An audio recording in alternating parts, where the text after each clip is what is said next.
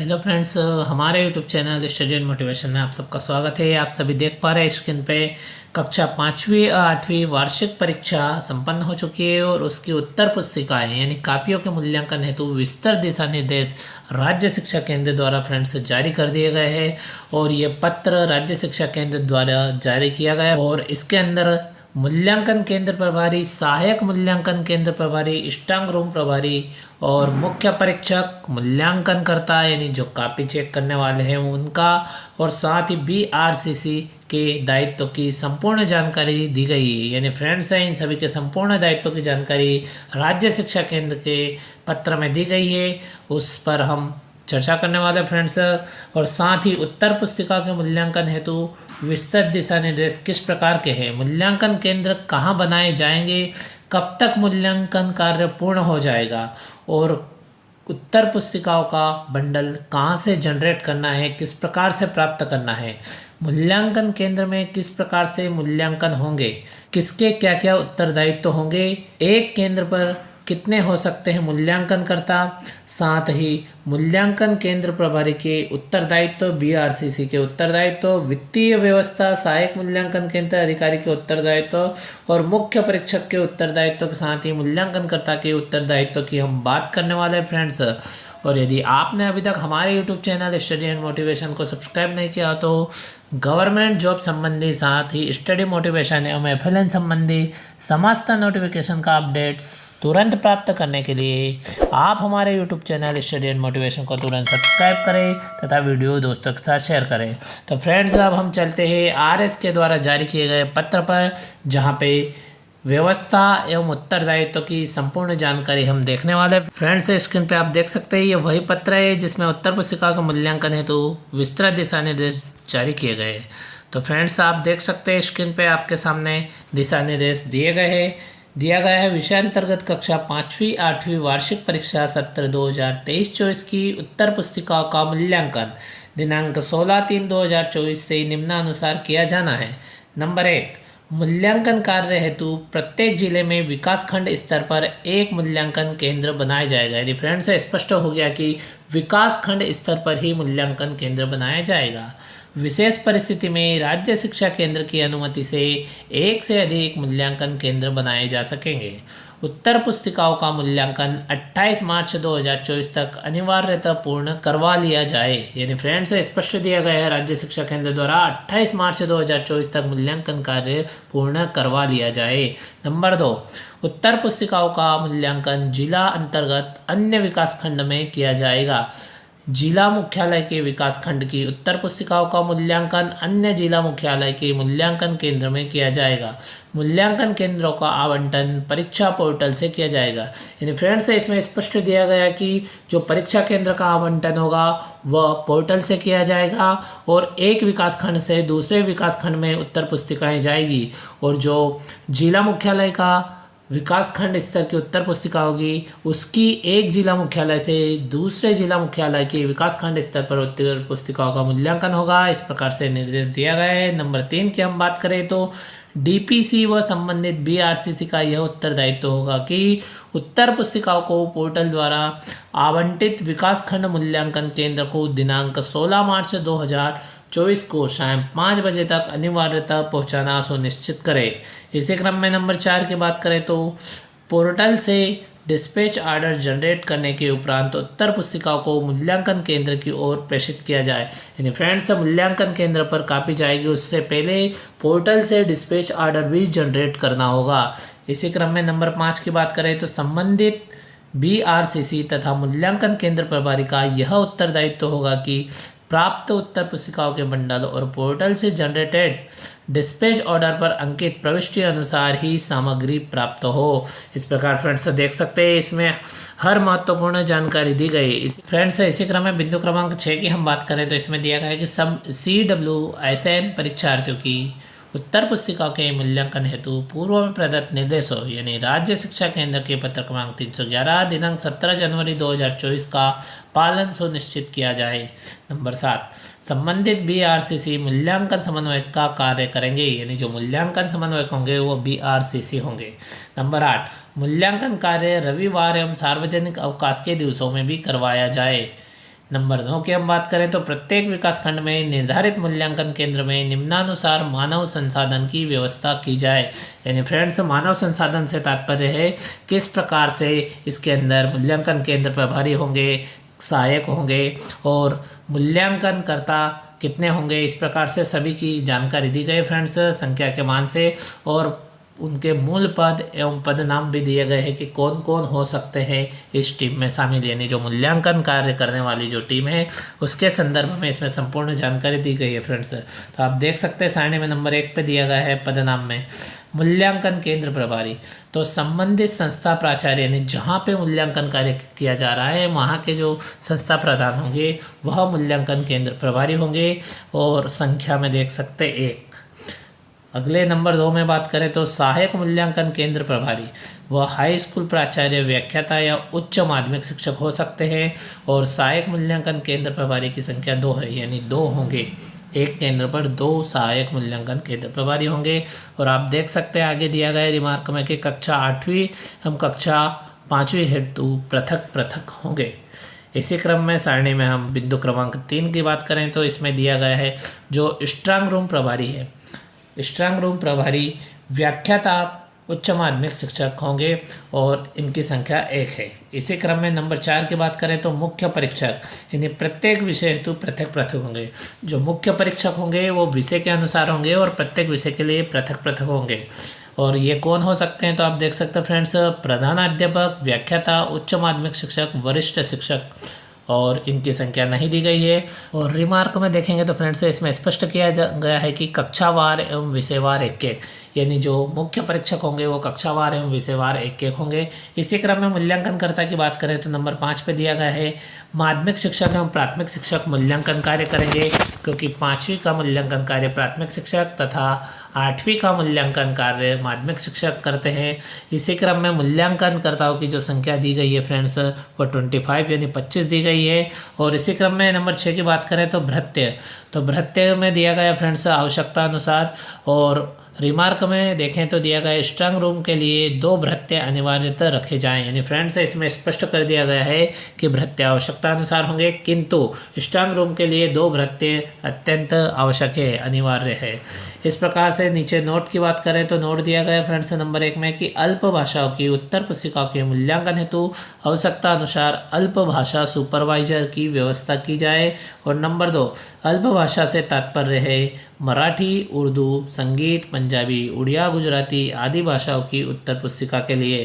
Friends इसमें स्पष्ट कर दिया गया कि अल्प भाषा की उत्तर पुस्तिका का मूल्यांकन कार्य हेतु सुपरवाइजर की व्यवस्था की जाए और अल्प भाषाएं कौन कौन है वो भी स्पष्ट कर दिया गया है।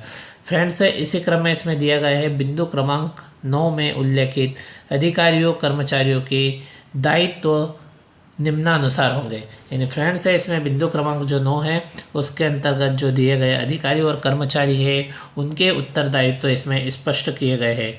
और किसका क्या क्या उत्तरदायित्व होगा तो फ्रेंड्स बात कर लेते हैं। इसमें सबसे पहले दिया है मूल्यांकन केंद्र प्रभारी के उत्तरदायित्व, यानी जो मूल्यांकन केंद्र प्रभारी होंगे उनके उत्तरदायित्व। बिंदु नंबर 1 में देखेंगे तो स्ट्रांग रूम हेतु कक्ष का चयन करना एवं उसके लिए ताले इत्यादि का प्रबंध करना। अगला बिंदु है मूल्यांकन केंद्र पर उत्तर पुस्तिकाएं सुरक्षित, गोपनीय एवं व्यवस्थित रूप से रखने की जिम्मेदारी मूल्यांकन केंद्र प्रभारी एवं सहायक मूल्यांकन केंद्र प्रभारी की होगी। अगला बिंदु है मूल्यांकन केंद्र प्रभारी द्वारा उत्तर पुस्तिकाएं आने के पूर्व मूल्यांकन केंद्र पर पुलिस गार्ड की व्यवस्था कर ली जाए। अगला बिंदु मूल्यांकन केंद्र में प्रवेश एवं निर्गम के लिए केवल एक ही द्वार का उपयोग किया जाए जिस पर एक कर्मचारी की ड्यूटी लगाई जाए। किसी भी व्यक्ति को बिना अनुमति मूल्यांकन केंद्र में प्रवेश न करने दिया जाए। अगला बिंदु है स्ट्रांग रूम की एक चाबी मूल्यांकन केंद्र प्रभारी तथा दूसरी चाबी सहायक मूल्यांकन केंद्र प्रभारी के पास रखी जाए। इसी क्रम में अगला बिंदु है फ्रेंड्स तो मूल्यांकन केंद्र पर प्राप्त उत्तर पुस्तिकाओं का रिकॉर्ड पंजी में संधारित किया जाए। अगला बिंदु है मूल्यांकन केंद्र प्रभारी मूल्यांकन कार्य में गोपनीयता तथा निष्पक्षता सुनिश्चित कराएंगे। इसी क्रम का अगला बिंदु है उत्तर पुस्तिकाओं का मूल्यांकन कार्य नियत समय अवधि यानी 1 सप्ताह में पूरा किया जाना सुनिश्चित करें। फ्रेंड्स इस प्रकार से हम जो मूल्यांकन केंद्र प्रभारी है उनके उत्तरदायित्व की हम बात कर रहे हैं। इसी क्रम में अगला बिंदु है मूल्यांकन कार्य के दौरान मूल्यांकनकर्ता हेतु मोबाइल का उपयोग निषेध है। मूल्यांकनकर्ता द्वारा मोबाइल का प्रयोग केवल अंकों की प्रविष्टि हेतु ही किया जाए। यानी फ्रेंड्स इसमें स्पष्ट कर दिया गया है कि मोबाइल के द्वारा अंकों की प्रविष्टि की जाएगी। और इसी क्रम में आप आगे देखें तो मूल्यांकन केंद्र पर कक्षा 5वीं एवं 8वीं हेतु पृथक पृथक सहायक मूल्यांकन केंद्र प्रभारी नियुक्त किया जाए। मुख्य परीक्षकों की नियुक्ति में यथासंभव यह ध्यान रखा जाए कि वरिष्ठ एवं अनुभवी शिक्षकों को प्राथमिकता दी जाए। अगला बिंदु है विषयवार एवं कक्षावार 25 मूल्यांकनकर्ताओं के लिए एक मुख्य परीक्षक की नियुक्ति की जाए। अगला बिंदु है मूल्यांकन संबंधी कार्य के लिए विश्वसनीय एवं अनुभवी शिक्षकों आबलिक कर्मचारियों की ड्यूटी लगाई जाए तथा उनके द्वारा निम्नलिखित कार्य सुनिश्चित कराए जाए। मूल्यांकन का कार्य प्रतिदिन 10:30 यानी 10:30 बजे से प्रारंभ किया जाए। फ्रेंड्स इस प्रकार से आप देख सकते हैं इसमें जो महत्वपूर्ण उत्तरदायित्व है और महत्वपूर्ण जानकारी वो दी गई है और मूल्यांकन केंद्र प्रभारी के जो उत्तरदायित्व है वो बहुत ही महत्वपूर्ण है और अत्यंत आवश्यक है। इसी क्रम में कुछ और महत्वपूर्ण बातें दी गई है। फ्रेंड्स तो देख सकते हैं मूल्यांकन केंद्र पर मूल्यांकन कार्य प्रारंभ करने के पूर्व समस्त मुख्य परीक्षक, सहायक मुख्य परीक्षक मूल्यांकनकर्ताओं की बैठक आयोजित कर मूल्यांकन संबंधित प्रक्रिया, मूल्यांकन की गोपनीयता, मूल्यांकन उपरांत अंकों की मोबाइल द्वारा प्रविष्टि से संबंधित संभावित त्रुटियां एवं मूल्यांकन के दौरान रखी जाने वाली सावधानियों के संबंध में प्रशिक्षण प्रदान किया जाए। इसी में आगे देखेंगे तो दिया गया है मूल्यांकन कार्य में अशासकीय शालाओं के शिक्षकों व अतिथि शिक्षकों को भी आवश्यकता अनुसार लगाया जा सकेगा। यह ध्यान रखा जाए कि वे जिस ब्लॉक में पदस्थ है उसी ब्लॉक के मूल्यांकन केंद्र में उनकी ड्यूटी लगाई जाए। यानी फ्रेंड्स स्पष्ट किया गया है कि इसमें आवश्यकता अनुसार अशासकीय विद्यालय यानी प्राइवेट विद्यालय के शिक्षकों तथा अतिथि शिक्षकों को भी आवश्यकता अनुसार मूल्यांकन कार्य हेतु लगाया जा सकता है। इसी क्रम में अगला बिंदु है मूल्यांकन कार्य हेतु प्रति दिवस कक्षावार एवं विषयवार सौंपी गई उत्तर पुस्तिकाओं का रिकॉर्ड पंजी में संधारित कराया जाए। अगला बिंदु है कक्षावार एवं विषयवार मूल्यांकित उत्तर पुस्तिकाओं के बंडल एवं अमूल्यांकित उत्तर पुस्तिकाओं के बंडल पृथक पृथक रखवाए जाए। अगला बिंदु इसी क्रम में फ्रेंड्स है तो मुख्य परीक्षक, सहायक मुख्य परीक्षक एवं मूल्यांकनकर्ताओं के प्रवेश हेतु प्रवेश पत्र जारी किए जाए। मुख्य परीक्षकों एवं मूल्यांकनकर्ताओं की उपस्थिति पंजी संधारित करवाई जाए। अगले बिंदु की हम बात करें तो स्ट्रांग रूम में मूल्यांकन केंद्र प्रभारी, स्ट्रांग रूम प्रभारी तथा स्ट्रांग रूम ड्यूटी में तैनात भृत्य के अतिरिक्त किसी अन्य को प्रवेश प्रतिबंधित किया जाए। इस प्रकार से फ्रेंड्स बहुत ही महत्वपूर्ण जानकारी राज्य शिक्षा केंद्र द्वारा दी गई है। इन जानकारियों का यदि हम अध्ययन कर लेते हैं तो किसी प्रकार से मूल्यांकन में कोई दिक्कत नहीं आएगी। इसी क्रम में फ्रेंड्स अगले बिंदु की हम बात करें तो मूल्यांकन केंद्र के लिए आवश्यक सामग्री कूलर, पंखा, कक्षों में प्रकाश व्यवस्था, शुद्ध पेयजल, सुई, धागा, चपड़ी, मोमबत्ती एवं गिलास आदि की व्यवस्था पूर्व में ही कर ली जाए। फ्रेंड्स इस प्रकार से व्यवस्था एवं उत्तरदायित्व के बारे में दी गई है। और इसी क्रम में हम आगे बढ़ते हैं तो 9.2 यानी सहायक मूल्यांकन केंद्र अधिकारी के दायित्व। अब पहले मूल्यांकन केंद्र प्रभारी के दायित्व हो गए। फ्रेंड्स आप सहायक जो मूल्यांकन केंद्र अधिकारी है, प्रभारी है, उनके दायित्व तो आप देख सकते हैं। बिंदु नंबर 1 मूल्यांकन केंद्र प्रभारी के कार्यों में सहयोग प्रदान करना एवं निर्देशों का पालन करना। बिंदु नंबर 2 मूल्यांकन कार्य की सतत मॉनिटरिंग करना। बिंदु नंबर 3 मूल्यांकन केंद्र प्रभारी एवं मुख्य परीक्षक के मध्य समन्वय स्थापित करना। इस प्रकार से फ्रेंड्स 9.3 में हम देखेंगे तो स्ट्रांग रूम प्रभारी के दायित्व भी इसमें दिए गए हैं। अब हम स्ट्रांग रूम प्रभारी के उत्तरदायित्व की बात कर लेते हैं। बिंदु नंबर 1 में दिया गया है विकास खंड से प्राप्त उत्तर पुस्तिकाओं को मूल्यांकन से पूर्व स्ट्रांग रूम में विषयवार, माध्यमवार एवं केंद्रवार पृथक रखना एवं रजिस्टर में एंट्री करना एवं मूल्यांकन उपरांत रजिस्टर में मूल्यांकित अंकित किया जाना। अगला बिंदु है कक्षावार, विषयवार उत्तर पुस्तिकाओं के बंडल मुख्य परीक्षक को उपलब्ध कराना एवं लेखा संधारित करना। अगला बिंदु है मूल्यांकित उत्तर पुस्तिकाओं के बंडल मुख्य परीक्षक द्वारा हस्ताक्षरित सारांश प्रपत्र एवं प्रमाण पत्र प्राप्त कर स्ट्रांग रूम में सुरक्षित रखना। अगला बिंदु मूल्यांकित उत्तर पुस्तिकाओं के बंडल को केंद्रवार, विषयवार सीलबंद करके रखना है। इस प्रकार से फ्रेंड्स ये स्ट्रांग रूम प्रभारी के उत्तरदायित्व हो गए। इसी क्रम में आप 9.4 में देखेंगे तो मुख्य परीक्षक के उत्तरदायित्व, यानी जो मुख्य परीक्षक होंगे उनके क्या क्या उत्तरदायित्व होंगे। तो देखिए बिंदु नंबर 1 में देखेंगे तो मुख्य परीक्षक स्ट्रांग रूम से पोर्टल द्वारा आवंटित उत्तर पुस्तिकाओं के बंडल प्राप्त करेंगे। बिंदु नंबर 2 में देखेंगे राज्य शिक्षा केंद्र द्वारा प्रदाय आदर्श उत्तर अनुसार मूल्यांकन कार्य संपन्न करवाए जाएं।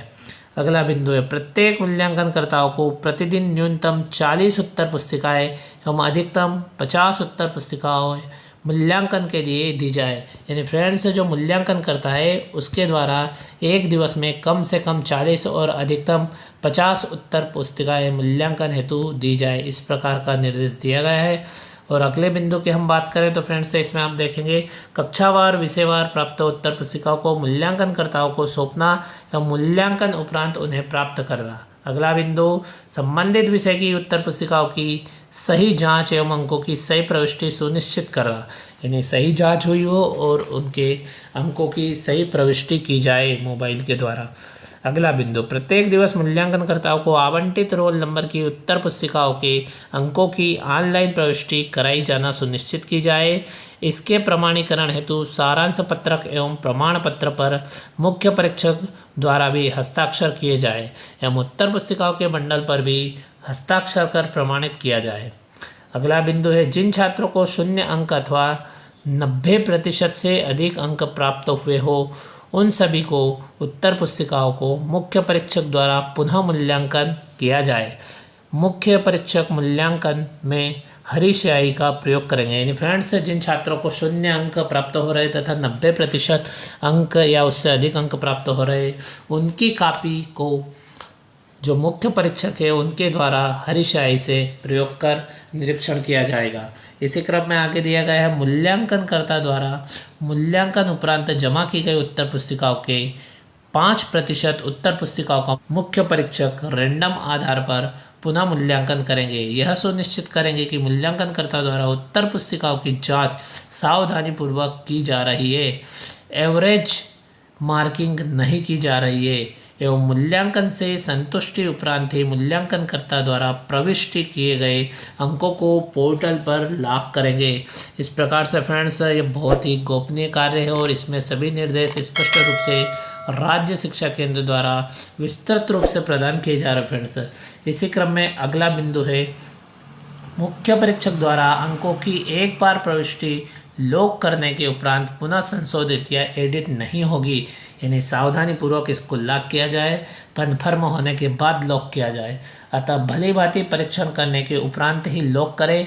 लॉक करने के उपरांत पोर्टल से जनरेट होने वाली सारांश पत्रक एवं प्रमाण पत्र को 2 प्रति में हस्ताक्षरित कर मूल्यांकन केंद्र प्रभारी को सौंपेंगे। अगला बिंदु है जिन परीक्षार्थियों के समक्ष ABST अंकित है उनकी पुष्टि डॉकेट फॉर्म से किया जाना सुनिश्चित करें।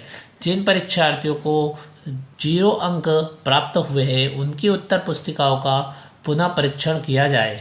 अगला बिंदु है प्रदाय अंकों में ओवर राइटिंग की स्थिति में प्राप्तांक को अंकों एवं शब्दों में लिखकर हस्ताक्षर किए जाए। अगला बिंदु मूल्यांकित की गई उत्तर पुस्तिकाओं के बंडल पर मूल्यांकित यानी वैल्यूड अंकित कर परीक्षक द्वारा हस्ताक्षर किया जाए। अगले बिंदु की हम बात करें तो मूल्यांकन पूर्ण करने के पश्चात मोबाइल से प्राप्तांकों की प्रश्नवार प्रविष्टि पोर्टल पर पूर्ण की जाए। इसके पश्चात ही आगामी दिवस के मूल्यांकन कार्य हेतु पोर्टल द्वारा आवंटित उत्तर पुस्तिकाएं वितरित की जाए। फ्रेंड्स इस प्रकार से अब हम मूल्यांकनकर्ता के उत्तरदायित्व की बात कर लेते हैं। तो 9.5 में हम देखेंगे जिसमें दिया गया है मूल्यांकनकर्ता के उत्तरदायित्व। बिंदु 1 मूल्यांकनकर्ता इस बात की पुष्टि कर ले कि उन्हें पोर्टल द्वारा जिस कक्षा विषय व रोल नंबर की उत्तर पुस्तिकाओं का आवंटन किया गया है वही उत्तर पुस्तिकाएं उनको प्राप्त हुई है। अगला बिंदु मूल्यांकन हेतु उपलब्ध कराए गए आदर्श उत्तरों को मूल्यांकन का आधार बनाया जाए, किसी भी स्थिति में एवरेज मार्किंग नहीं की जाए। अगले बिंदु में दिया गया है मूल्यांकनकर्ता ध्यान रखें कि उत्तर पुस्तिकाओं में कोई भी उत्तर का अंश अमूल्यांकित ना रहे, यानी बिना चेक किया हुआ ना रहे। विद्यार्थी को 0.5 यानी 1/2 अंक से कम अंक नहीं दिए जाए।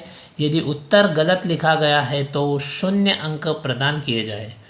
अगला बिंदु, मूल्यांकनकर्ता द्वारा उत्तर पुस्तिकाओं के सभी खाली यानी ब्लैंक पृष्ठों को अनिवार्यतः क्रॉस कर ब्लैंक किया जाए।